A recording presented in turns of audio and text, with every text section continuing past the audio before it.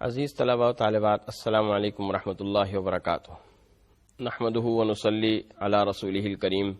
اما بعد، بسم اللہ الرحمن الرحیم۔ اسلامیات کے کورس کا آج ہمارا چھٹا لیکچر ہے، اور اس لیکچر میں ہم نبی کریم صلی اللہ علیہ وسلم کی اخلاقی اقدار اور روایات کے اوپر گفتگو کریں گے۔ آج کے ہمارے اس لیکچر کا موضوع ہے اخلاقیات نبوی، اعلیٰ ترین اخلاقی اقدار کا مظاہرہ۔ آج کے اس لیکچر میں جن نکات پر آپ کے سامنے گفتگو ہوگی، ان میں سب سے پہلے تو اس بات پر کہ نبی کریم صلی اللہ علیہ وسلم پیغمبر اخلاق ہیں، دوسرا یہ کہ نبی کریم صلی اللہ علیہ وسلم کی اخلاقی اقدار اور روایات کیا ہیں، اور تیسرے اس بات پر کہ اخلاقیات نبوی اعلیٰ ترین اخلاقی اقدار کا مظاہرہ ہے۔ نبی کریم صلی اللہ علیہ وسلم نے جو اخلاقی انقلاب برپا کیا اور جو اعلیٰ اخلاقی روایات اور اقدار قائم کی، ان روایات اور اقدار کو سمجھنے سے پہلے ذرا اخلاق کا مفہوم سمجھ لیجئے۔ اخلاق اصل میں خلق کی جمع ہے، اور ماہرین لغت کے مطابق خلق طبیعت، فطرت یا انسان کے اندرونی اوصاف کو کہتے ہیں۔ امام غزالی رحمۃ اللہ علیہ نے خلق کی تعریف ان الفاظ میں کی ہے: خلق نفس کی اس راسخ یعنی پختہ کیفیت کا نام ہے کہ جس کی وجہ سے انسان بڑی سہولت اور آسانی سے کوئی عمل سر انجام دیتا ہے۔ امام غزالی رحمۃ اللہ علیہ کی اس تعریف پر ذرا غور کریں تو ہمیں محسوس یہ ہوگا کہ انسانی زندگی کے اندر کسی بھی عمل کے دو مراحل ہوتے ہیں۔ ایک مرحلہ وہ ہوتا ہے کہ جب انسان کسی عمل کو شروع کرتا ہے، شروع میں آغاز میں اسے اس عمل میں تکالیف کا سامنا ہوتا ہے، دقتوں کا سامنا ہوتا ہے، مشقتوں کا سامنا ہوتا ہے، وہ اس عمل کو اپنے لیے مشکل سمجھتا ہے۔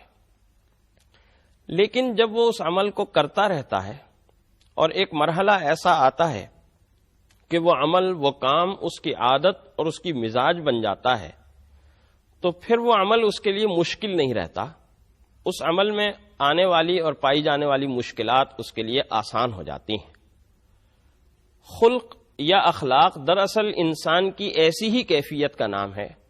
کہ کوئی عمل، کوئی صفت، کوئی وصف انسان کے مزاج کا اس طرح سے حصہ بن جائے کہ وہ انسان اس پر عمل کرنے اور اس پر عمل پیرا ہونے میں اپنے لیے ایک سہولت محسوس کرے۔ یا اسی کا دوسرا پہلو یہ ہے کہ خلق انسان کے اس عمل کو کہتے ہیں کہ جو انسان کے عمل کے اندر، اس کی زندگی کے اندر، اس کی حیات کے اندر ایک تسلسل کے ساتھ موجود ہو۔ یعنی اتفاقیہ طور پر کسی نے کسی وقت کوئی کام کر لیا تو ہم وہ اس کو اس کی خلق یا اس کی عادت نہیں کہیں گے۔ مثال کے طور پر ایک شخص نے اگر اتفاقیہ طور پر جھوٹ بول دیا تو ہم اس کو جھوٹا یا جھوٹ کا عادی نہیں کہیں گے، ہم جھوٹ کا عادی اس کو اسی وقت کہیں گے کہ جب ہم اس کی زندگی کے اندر ایک تسلسل کے ساتھ مسلسل کئی مرتبہ جھوٹ کو دیکھیں گے، تب ہم یہ کہیں گے کہ یہ شخص جھوٹ کا عادی ہے۔ یہ گویا دو مراحل انسانی زندگی کے اندر ہوتے ہیں، اور انسانی زندگی کے اندر انسان اس بات کو محسوس کرتا ہے کہ آغاز میں، شروع میں کوئی بھی کام اس کے لیے مشکل ہوتا ہے، لیکن جب وہ کام اس کی عادت، اس کا مزاج بن جاتا ہے تو پھر وہ کام اس کے لیے مشکل نہیں رہتا۔ مثلا ایک شخص صبح کو فجر کی نماز باجماعت پڑھنا چاہتا ہے، جب وہ اس کام کو شروع کرے گا، اس کام کے آغاز میں اسے دقتیں اور تکالیف پیش آئیں گی، اسے صبح کو اٹھنا مشکل لگے گا، اٹھ کر مسجد جانا مشکل لگے گا، جماعت میں شریک ہونا مشکل لگے گا۔ لیکن جب وہ اس کام کا عادی ہو جائے گا، جب فجر کی نماز جماعت سے پڑھنا اس کی عادت بن جائے گا، تو پھر فجر کی نماز کے لیے اٹھنا، اٹھ کے گھر سے باہر نکلنا، مسجد تک جانا، یہ تمام امور اس کے لیے آسان ہو جائیں گے اور کسی کام میں کوئی مشکل باقی نہیں رہے گی۔ اس وقت یہ کہیں گے کہ یہ شخص فجر کی نماز با جماعت پڑھنے کا عادی ہو گیا ہے، اور اسی کیفیت کو اور کیفیت کے اسی مرتبے کو دراصل خلق یا اس کی جمع اخلاق کہا جاتا ہے۔ یہاں ایک سوال پیدا ہوتا ہے کہ انسان کے لیے دو الفاظ استعمال ہوتے ہیں، ایک خلق اور ایک خلق۔ خلق انسان کی ظاہری ساخت کو کہتے ہیں اور خلق انسان کی عادت اور اس کے مزاج کو کہتے ہیں۔ سوال یہاں یہ پیدا ہوتا ہے کہ انسانی خلق کے اندر کوئی تبدیلی ممکن نہیں ہے، یعنی انسان کی جو ظاہری ساخت اللہ تعالیٰ نے بنائی ہے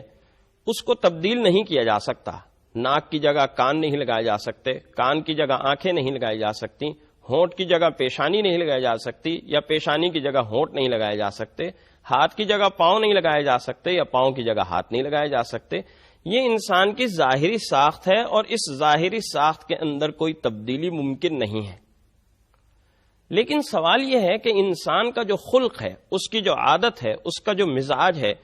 اس کی جو کیفیت ہے یا اس کی جو سیرت ہے، اس کا جو کردار ہے جس کو ہم خلق کہتے ہیں، کیا اس میں بھی کوئی تبدیلی ہو سکتی ہے یا نہیں ہو سکتی؟ امام غزالی رحمۃ اللہ علیہ اس سلسلے میں یہ بات فرماتے ہیں کہ اسلام سے پہلے جو فلاسفہ اخلاق اور ماہرین اخلاق تھے،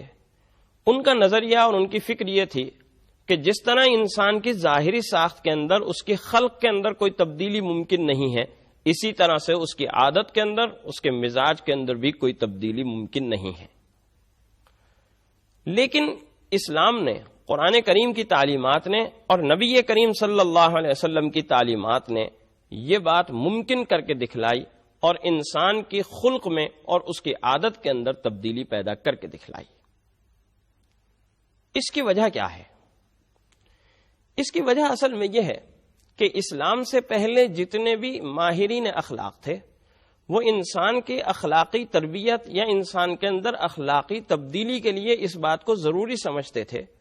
کہ انسان کی فطرت اور اس کی جبلت کے اندر تبدیلی پیدا کی جائے، اس کے جو انتہائی فطری جذبات اور احساسات ہیں ان انتہائی فطری جذبات اور احساسات کو ختم کیا جائے یا تبدیل کیا جائے۔ مثال کے طور پر اگر ایک شخص ہے اور وہ شخص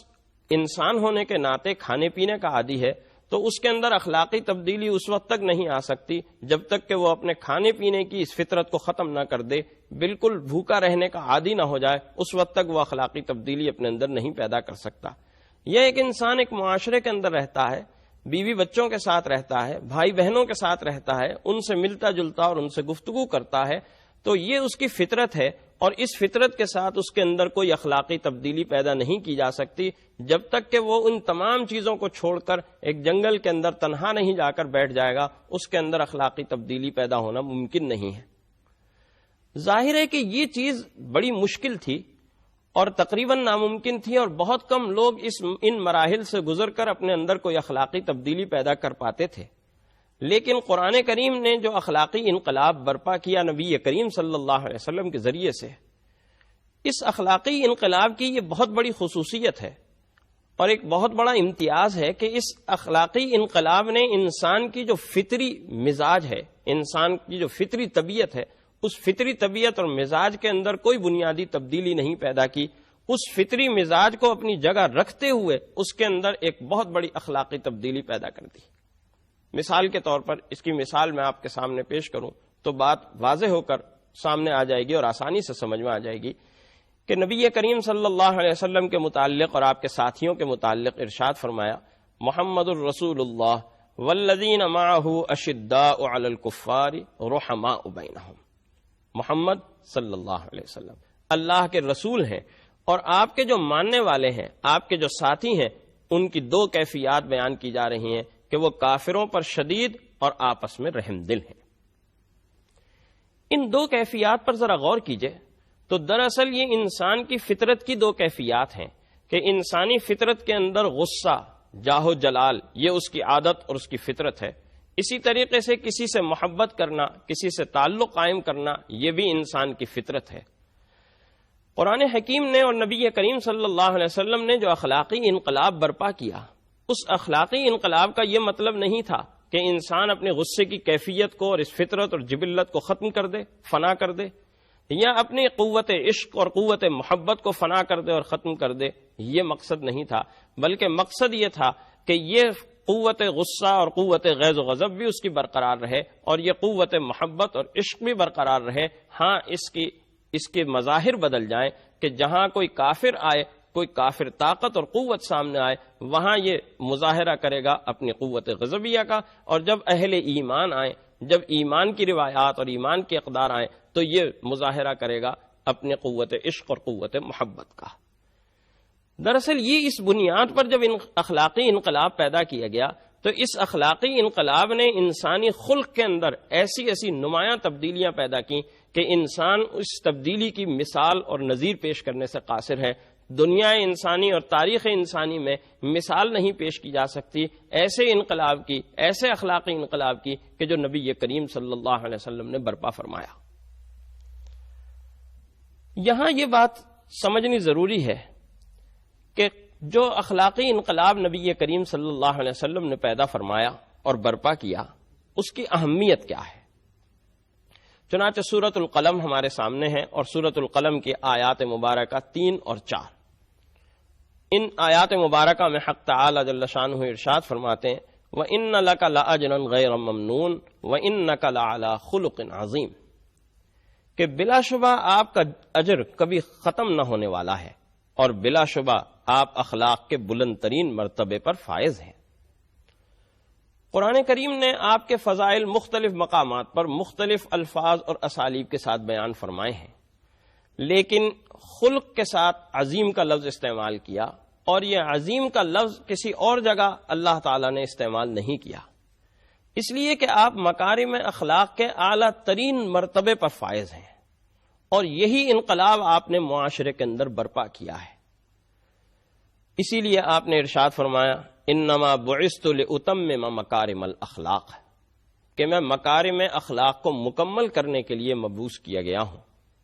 ایک اور فرمان مبارک میں آپ نے ارشاد فرمایا بعثت لاتمم حسن الاخلاق، کہ میں محاسن اخلاق کو مکمل کرنے کے لیے بھیجا گیا ہوں۔ اور ایک اور ارشاد مبارک میں آپ نے فرمایا بعثت لاتمم صالح الاخلاق، کہ صالح اخلاق کو مکمل کرنے کے لیے میں بھیجا گیا ہوں۔ نبی کریم صلی اللہ علیہ وسلم کے ان 3 فرامین سے ہمیں 2 باتیں سمجھ میں آ رہی ہیں۔ ایک تو یہ سمجھ میں آ رہی ہے بات کہ نبی کریم صلی اللہ علیہ وسلم جس اخلاقی انقلاب کو برپا کرنے کے لیے مبعوث ہوئے ہیں وہ اعلیٰ ترین اخلاقی اقدار پر مشتمل ہے، ایک ایسی اعلیٰ ترین اخلاقی اقدار کہ جس سے اعلیٰ اور جس سے بہتر اخلاقی اقدار کا تصور انسانی زندگی میں ممکن نہیں ہے۔ اس سے اعلیٰ اخلاقی انقلاب بھی ہو سکتا ہے، اس سے اعلیٰ اخلاقی اقدار بھی انسان کے اندر پیدا ہو سکتی ہیں، اس کا تصور ذہن انسانی کے اندر یا تاریخ انسانی کے اندر ممکن نہیں ہے۔ یہی وجہ ہے کہ اس کو مکارم اخلاق کہا گیا، یعنی وہ اخلاق کے جو نہایت مکرم ہیں، نہایت معزز ہیں، ایک ایسے رتبے اور ایسے مرتبے پر فائز ہیں کہ اس سے بہتر، اس سے مکرم اور اس سے معزز اخلاقی نظام کا کوئی تصور نہیں کیا جا سکتا۔ اسی طریقے سے وہ اخلاق ظاہری شکل کے اعتبار سے بھی حسن خلق کا مرکب ہے، ظاہری اعتبار سے بھی نہایت خوبصورت اور نہایت دیدہ زیب ہیں، اسی لیے ان کو حسن اخلاق کہا گیا۔ اور پھر یہ بات بھی ہے کہ خدمت کے اعتبار سے، کردار اور سیرت کے اعتبار سے، باطنی اعتبار سے بھی وہ نہایت عمدہ اخلاق ہیں، اس لیے ان کو صالح الاخلاق کہا گیا۔ دوسری چیز ایک لفظ ہے جو ان تینوں ارشادات کے اندر ہمیں مشترک نظر آ رہا ہے، اور وہ مشترک لفظ کیا ہے؟ لِأُتَمِّمَ، تکمیل کے لیے۔ مکارم اخلاق کے لیے کے ساتھ بھی آپ نے اتمم کا لفظ استعمال کیا، حسن الاخلاق کے ساتھ بھی اور صالح الاخلاق کے ساتھ۔ اتمم کا مطلب ہے تکمیل کے لیے، اور تکمیل کا لفظ ہمیں اس جانب متوجہ کر رہا ہے کہ یہ مکارم اخلاق، یہ محاسن اخلاق یا یہ صالح اخلاق کسی نہ کسی درجے کے اندر معاشرے میں موجود تو ضرور تھے، لیکن ان اعلیٰ اقدار کے اوپر، ان اعلیٰ روایات کے اوپر نہیں تھے کہ جو اعلیٰ روایات اور جو اعلیٰ اقدار معاشرے سے مطلوب تھیں۔ ایک اکائی کے طور پر معاشرے کے اندر رائج ہوں، ایک ایسے انداز کے ساتھ معاشرے میں رائج ہوں کہ معاشرہ پورا کا پورا معاشرہ اور تمام کے تمام افراد معاشرہ اس اخلاقی رنگ کے اندر رنگے ہوئے ہوں، ایسی صورتحال نہیں تھی، بلکہ انفرادی طور پر کہیں کوئی اخلاق، کہیں کوئی خلق تھا، کہیں کوئی خلق تھا، کہیں کوئی خلق تھا۔ ایک پورا نظام اخلاق، ایک مکمل نظام معاشرت، ایک مکمل اخلاقی نظام ایک ایسا مکمل اخلاقی نظام کہ جس میں پورا معاشرہ جس کے رنگ کے اندر رنگا ہوا ہو، ایسا کوئی مکمل اخلاقی نظام نبی کریم صلی اللہ علیہ وسلم سے پہلے موجود نہیں تھا۔ لہذا نبی کریم صلی اللہ علیہ وسلم یہ فرما رہے ہیں کہ میں نظام اخلاق کو مکمل کرنے کے لیے، اس کو ایک اکائی کی شکل میں دینے کے لیے، اور اس طریقے سے دینے کے لیے کہ معاشرہ پورا کا پورا معاشرہ اپنے تمام افراد کے ساتھ اس پورے اخلاقی رنگ کے اندر رنگا ہوا نظر آئے، اور اخلاقی انقلاب لوگوں کے اخلاق اور لوگوں کے اعمال کے اندر ہمیں ابھرتے ہوئے نظر آئیں۔ اسی کو قرآن حکیم نے یوں ارشاد فرمایا، قد انزل اللہ الیکم ذکرا رسولا یتلو علیکم آیات اللہ مبینات لیخرج الذین آمنوا وعملوا الصالحات من الظلمات الی النور۔ خدا نے تمہارے پاس ایک نصیحت نامہ بھیجا ہے، اور وہ نصیحت نامہ دے کر ایک ایسے رسول کو بھیجا ہے جو تم کو اللہ کے صاف صاف احکام پڑھ پڑھ کر سناتے ہیں، تاکہ ایسے لوگوں کو جو ایمان لائیں اور اچھے عمل کریں ان کو تاریکیوں سے روشنی کی طرف لے آئیں۔ اس آیت مبارکہ پر ذرا غور فرمائیں، اور اسی سے ملتی جلتی اور بھی کئی آیات ہیں جو قرآن حکیم نے بیان فرمائی ہیں۔ ایک چیز ارشاد فرما رہا ہے حق تعالی جل شانہ کہ نبی کریم صلی اللہ علیہ وسلم کی بعثت ہو یا قرآن حکیم کا نزول ہو، ان دونوں باتوں کا ایک مقصد ہے، اور وہ مقصد کیا ہے کہ معاشرہ جن اندھیروں کے اندر مبتلا ہے، جن تاریکیوں کے اندر بھٹک رہا ہے، کفر و شرک، گمراہی، بد اخلاقی، معصیت، گناہ اور نافرمانی، بغاوت اور سرکشی کی جن بد اخلاقیوں کے اندر معاشرہ مبتلا ہے، معاشرے کو ان تاریکیوں سے نکالنا ہے، اور معاشرے کو ان تاریکیوں سے نکال کر حسن اخلاق کے نور اور حسن اخلاق کی روشنی عطا کرنی ہے،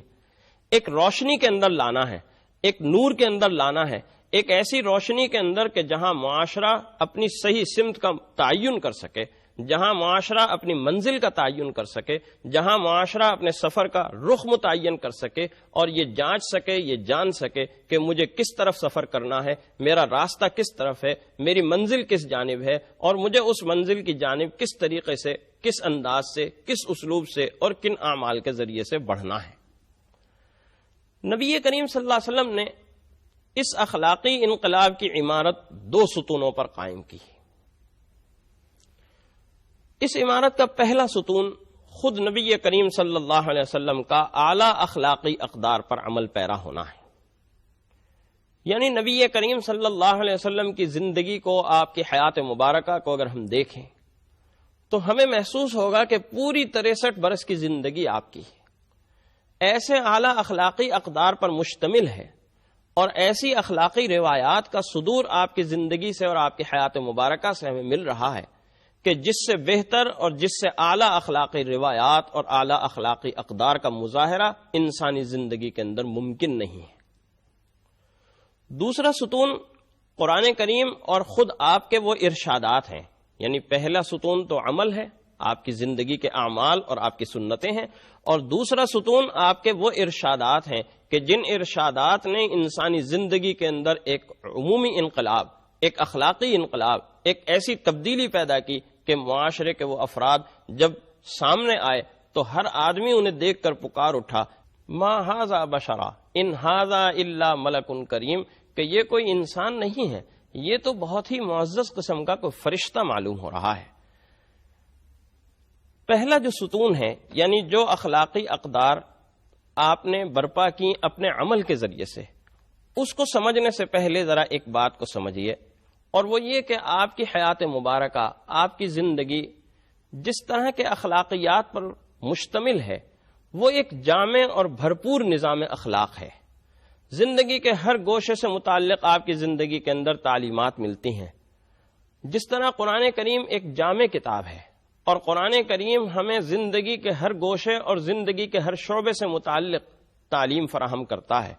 ہمیں بتلاتا ہے کہ اگر ہمارا زندگی کا یہ شعبہ ہے تو ہمیں کس طریقے سے زندہ رہنا ہے، اگر یہ شعبہ ہے تو کس طریقے سے زندہ رہنا ہے، اگر یہ شعبہ ہے تو کس طریقے سے زندہ رہنا ہے۔ اسی طریقے سے نبی کریم صلی اللہ علیہ وسلم کی زندگی اور آپ کی حیات مبارکہ بھی اخلاقیات کا ایک بہترین اور ایک جامع ترین نمونہ ہے۔ زندگی کے ہر گوشے اور زندگی کے ہر شعبے سے متعلق ہمیں آپ کی حیات مبارکہ سے، آپ کی زندگی سے اخلاقی تعلیمات مل رہی ہیں۔ بلکہ اگر یوں کہہ دیا جائے تو کوئی بیجا بات نہیں ہوگی کہ آپ کی حیات مبارکہ میں آپ کی زندگی کے اندر وہ تمام کمالات جمع کر دیے گئے ہیں کہ جو کمالات اللہ تعالیٰ نے مختلف انبیاء علیہ السلام کی زندگیوں کے اندر رکھے تھے، جو کمالات مختلف انبیاء علیہ السلام کی زندگیوں میں تھے، بعض کی زندگیوں میں تھے اور بعض کی زندگیوں میں نہیں تھے، وہ کمالات جو حضرت موسیٰ علیہ السلام کی زندگی میں تھے حضرت عیسیٰ علیہ السلام کی زندگی میں نہیں تھے، جو حضرت ابراہیم علیہ السلام کی حیات مبارکہ میں تھے وہ حضرت موسیٰ علیہ السلام کی حیات مبارکہ میں نہیں تھے۔ اللہ تعالیٰ نے حضرت آدم سے لے کر حضرت عیسیٰ علیہ السلام تک جتنے بھی انبیاء علیہ السلام مبعوث فرمائے، ان انبیاء علیہ السلام کے اندر جتنی اعلیٰ اخلاقی اقدار اور روایات انفرادی طور پر علیحدہ علیحدہ موجود تھیں، وہ تمام اخلاقی اقدار اور روایات اللہ تعالیٰ نے نبی کریم صلی اللہ علیہ وسلم کی ذات بابرکات میں جمع فرما دی۔ اس اعتبار سے نبی کریم صلی اللہ علیہ وسلم ایک جامع اخلاقی نمونہ ہے اور زندگی کے ہر گوشے اور زندگی کے ہر شعبے سے آپ کی حیات مبارکہ سے ہمیں تعلیم مل رہی ہے۔ دوسری چیز جس کو سمجھنا یہاں ضروری ہے وہ یہ کہ آپ کی ہر اخلاقی قدر، آپ کا ہر عمل، آپ کی ہر سنت، آپ کا ہر ارشاد مبارک ایسی اعلیٰ ترین اخلاقی اقدار پر مشتمل ہے کہ جس سے اعلیٰ اور جس سے بہتر اخلاقی قدر کا تصور انسان نہیں کر سکتا۔ مثال کے طور پر آپ کی زندگی سے ہمیں صداقت اور سچائی مل رہی ہے، تو یہ صداقت اور سچائی کا ایسا معیار ہے کہ اس سے بہتر اور اس سے اعلیٰ معیار صداقت اور سچائی کا انسانی زندگی کے اندر ممکن نہیں ہے۔ اس کی مثال آپ یوں سمجھ لیجئے، گزشتہ لیکچر میں آپ کو یاد ہوگا میں وہ واقعہ نقل کر رہا تھا کہ جب آپ نے پہلی مرتبہ کوہ صفا پر چڑھ کر قریش مکہ کو دعوت دی تھی اور قریش مکہ نے آپ کی صداقت کی اور سچائی کی گواہی دی تھی۔ ذرا اسی واقعے کو آگے چلائیے کہ ذرا یہ سوچئے کہ ایک ایسا معاشرہ ہے کہ جس معاشرے کے اندر جھوٹ عام ہو، عمومی طور پر جھوٹ بولا جاتا ہو، ایسے معاشرے کے اندر اگر کوئی شخص ایسا ہو کہ جو ذرا جھوٹ کم بولتا ہو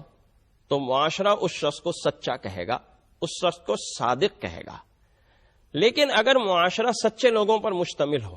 معاشرے کے اندر اکثر افراد عموماً سچ ہی بولتے ہوں، جھوٹ نہ بولتے ہوں، تو پھر ایسے معاشرے کے اندر اگر کسی شخص کو بطور خاص سچا کہا جائے گا تو لازمی بات ہے کہ اس کے سچ کا معیار دوسرے لوگوں کے سچ کے معیار سے زیادہ بلند ہے، اسی لیے اس کو وہ معاشرہ سچا کہہ رہا ہے جو خود بھی سچائی کا عادی ہے۔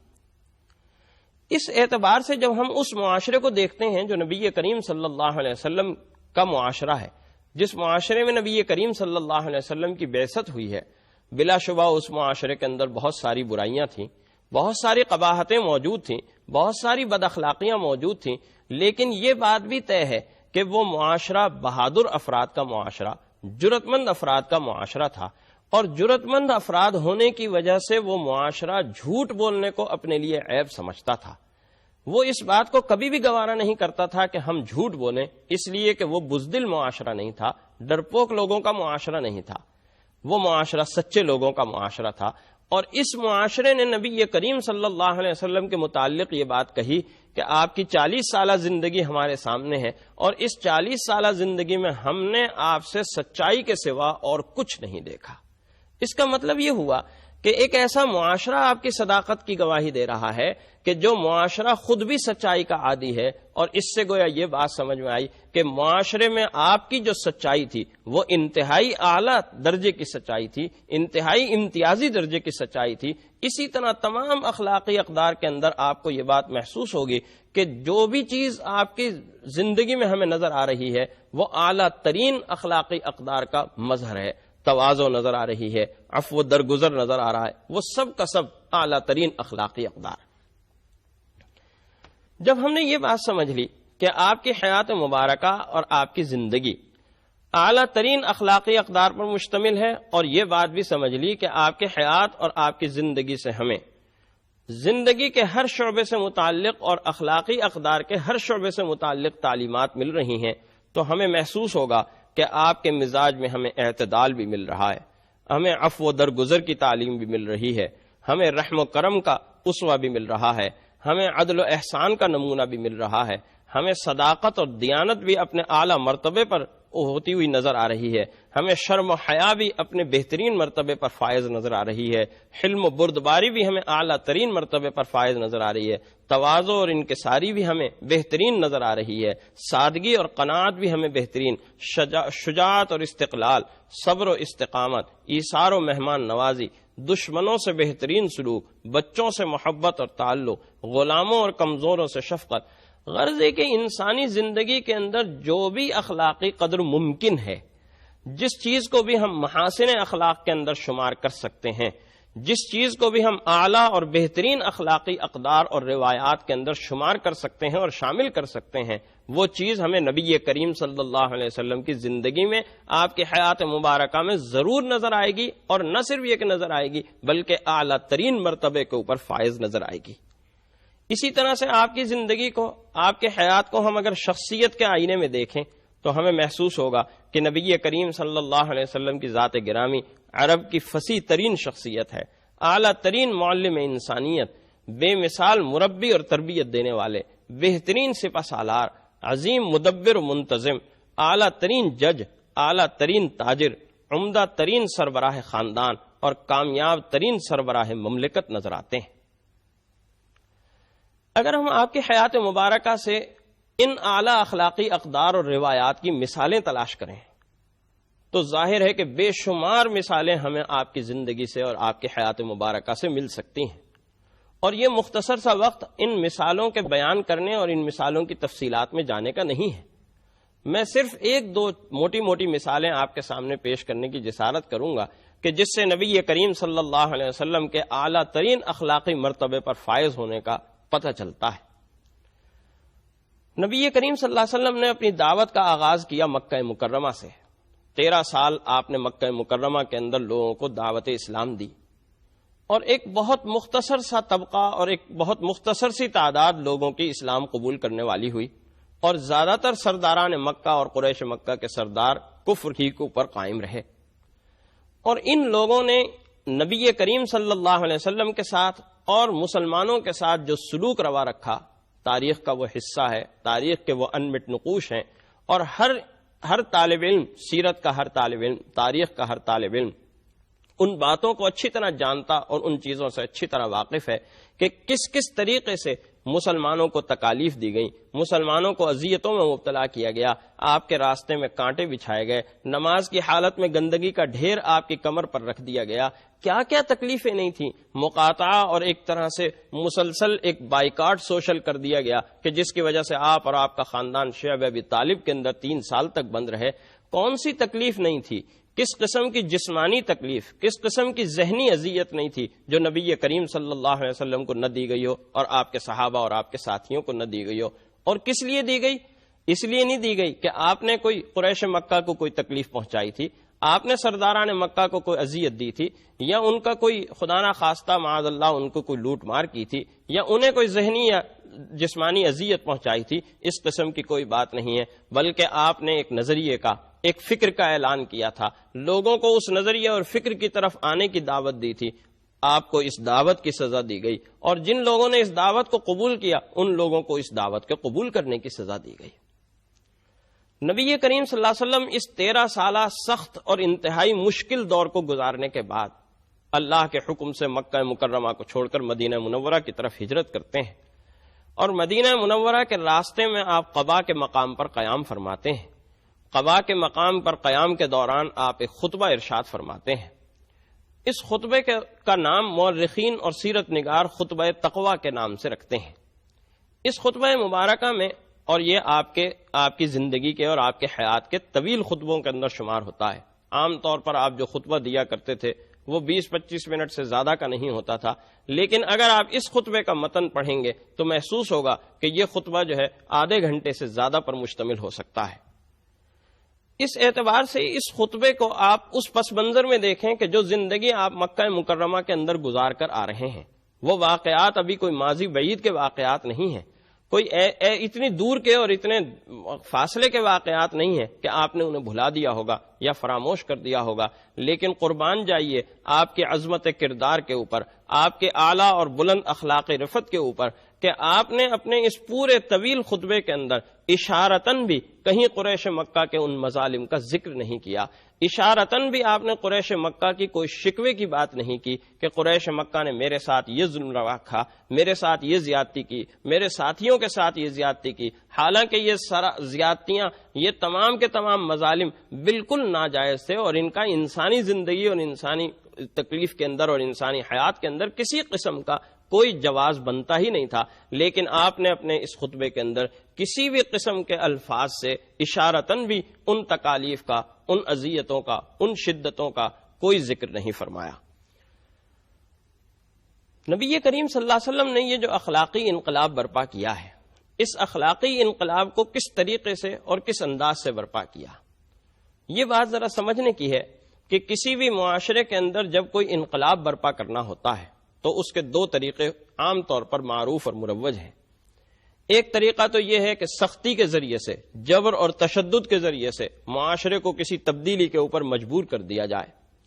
عام طور پر جبر اور تشدد کے ذریعے سے بھی معاشرے میں تبدیلیاں پیدا کر دی جاتی ہیں، لیکن ظاہر ہے کہ یہ تبدیلیاں اور جبر اور تشدد کے ذریعے سے پیدا کی ہوئی تبدیلیاں پائیدار تبدیلیاں نہیں ہوتی۔ وقتی طور پر معاشرے میں وہ تبدیلیاں پیدا ہو جاتی ہیں، معاشرہ ان باتوں پر اور ان باتوں کے کرنے کے اوپر راضی اور تیار ہو جاتا ہے جن باتوں پر کرنے کے لیے ان کے اوپر جبر و تشدد کیا جاتا ہے، لیکن جب جبر و تشدد ختم ہوتا ہے معاشرہ پھر دوبارہ اسی حالت کے اندر کھڑا ہوتا ہے۔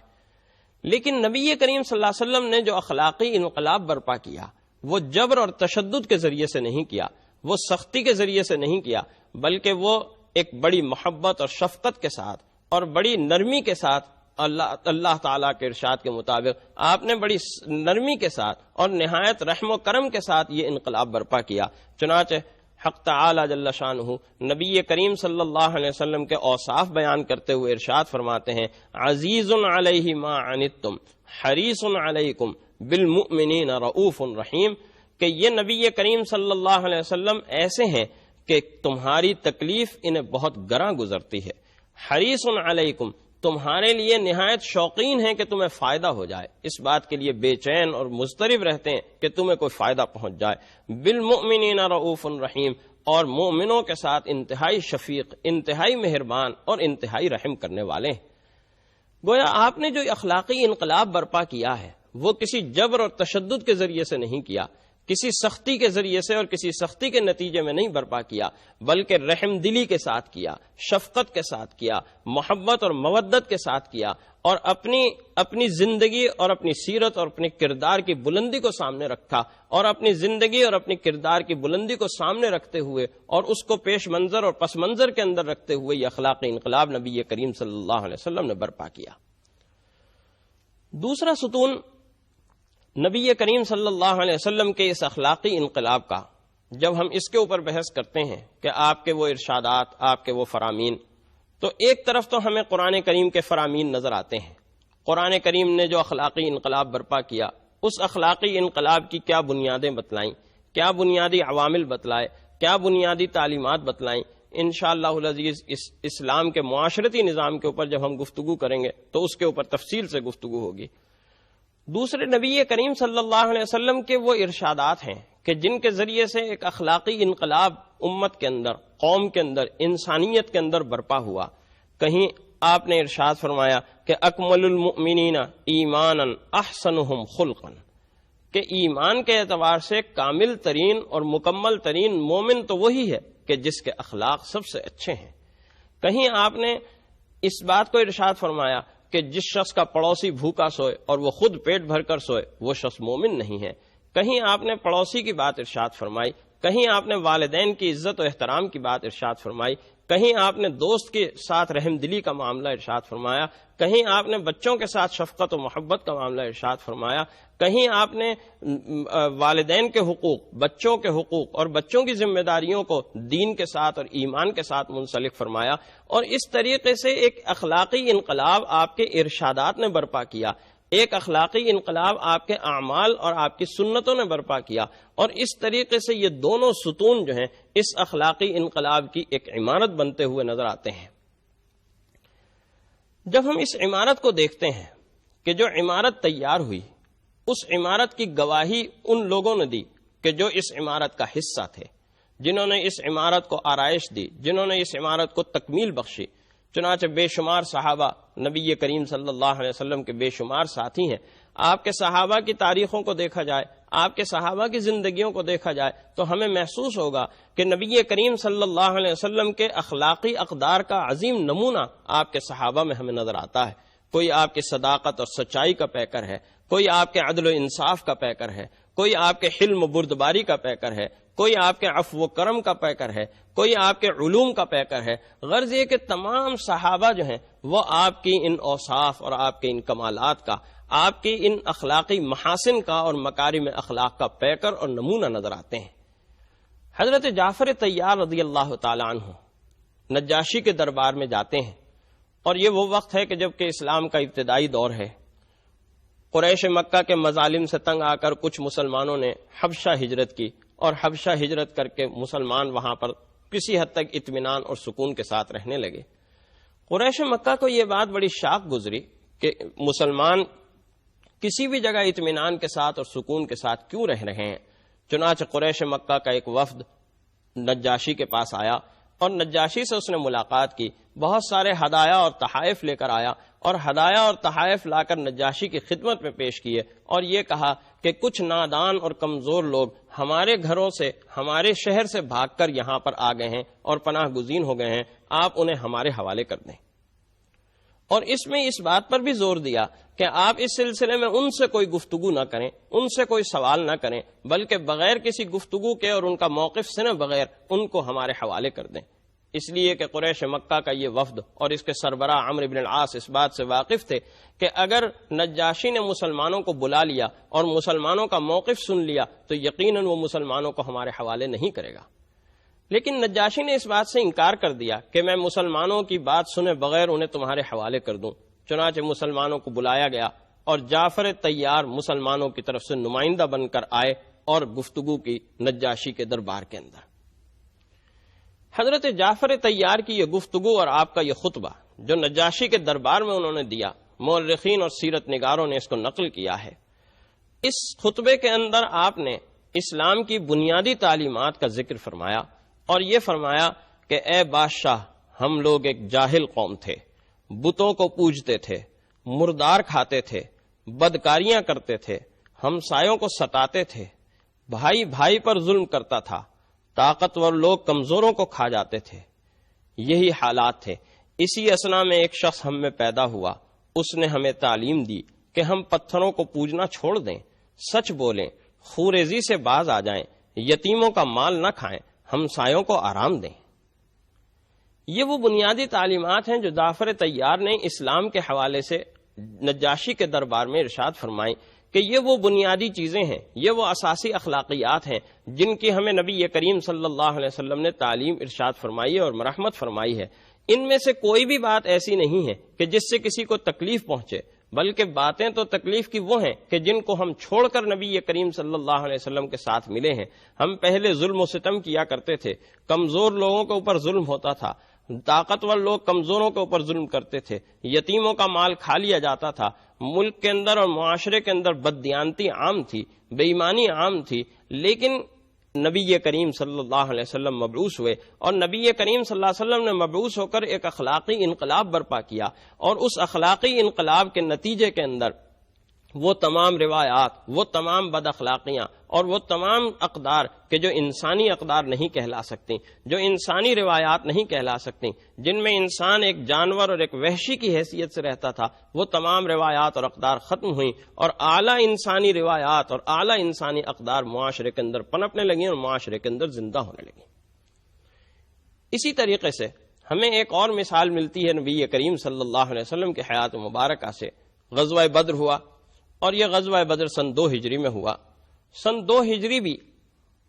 قریش مکہ کے مظالم کے بعد کوئی زیادہ دور کی بات نہیں تھی. ابھی چند ہی برس گزرے تھے، کوئی 2-2.5 برس ہی کا عرصہ گزرا تھا کہ قریش مکہ کے وہ مظالم ختم ہوئے تھے اور مسلمان مکے کو چھوڑ کر مدینہ منورہ ہجرت کر کے آئے تھے. 70 سرداران مکہ مسلمانوں کی قید کے اندر آ گئے. مسلمان اگر چاہتے، نبی کریم صلی اللہ علیہ وسلم اگر چاہتے تو ان تمام 70 کے 70 سرداروں کو اور ان تمام 70 کے 70 قیدیوں کو غلام بھی بنایا جا سکتا تھا۔ اگر آپ چاہتے تو ان کو قتل بھی کیا جا سکتا تھا، ان کو ختم بھی کیا جا سکتا تھا، لیکن نبی کریم صلی اللہ علیہ وسلم نے ان کو نہ غلام بنایا، نہ ان کو قتل کیا، نہ ان کو ختم کیا، بلکہ ان کو آزاد کر دیا، تھوڑا سا فدیہ لے کر اور تھوڑا سا مال لے کر۔ اور جن لوگوں کے پاس مال نہیں تھا، جن لوگوں کے پاس مال و دولت یا فدیہ دینے کی استطاعت نہیں تھی، ان کو یہ بات کہی گئی کہ تم مسلمانوں کو پڑھنا لکھنا سکھلا دو، ہم تمہیں آزاد کر دیں گے۔ چنانچہ یہ شرط عائد ہو گئی کہ جو قیدی 10 مسلمانوں کو لکھنا سکھا دے گا وہ اسی دن آزاد ہو جائے گا، اور اس طرح سے وہ 70 کے 70 قیدی جو ہیں مسلمانوں کے قید سے آزاد ہو گئے۔ اسی طریقے سے آپ دیکھیے کہ نبی کریم صلی اللہ علیہ وسلم فتح مکہ کے موقع پر خانہ کعبہ کے پاس کھڑے ہوئے ہیں، خانہ کعبہ کے دروازے کے سامنے کھڑے ہیں، قریش مکہ آپ کے سامنے موجود ہیں۔ یہ وہی تمام قریش مکہ ہیں جو آپ کو کس طریقے سے تکالیف دیتے رہے ہیں، کس طرح سے اذیتیں پہنچاتے رہے ہیں۔ نبی کریم صلی اللہ علیہ وسلم نے اس موقع پر ان سے یہ پوچھا کہ تم ذرا وہ باتیں یاد کرو، تم ذرا وہ زمانہ یاد کرو کہ جس زمانے میں تم مجھے اور میرے ساتھیوں کو تکلیفیں دیا کرتے تھے، اور آج میں تمہارے اوپر ایک فاتح بن کر آیا ہوں، ایک فاتح کی حیثیت سے آیا ہوں، ذرا سوچو اور ذرا بتلاؤ کہ تمہارے ساتھ میں کیا سلوک کروں۔ یہ قریش مکہ کے سردار سارے کے سارے یک زباں ہو کر بولے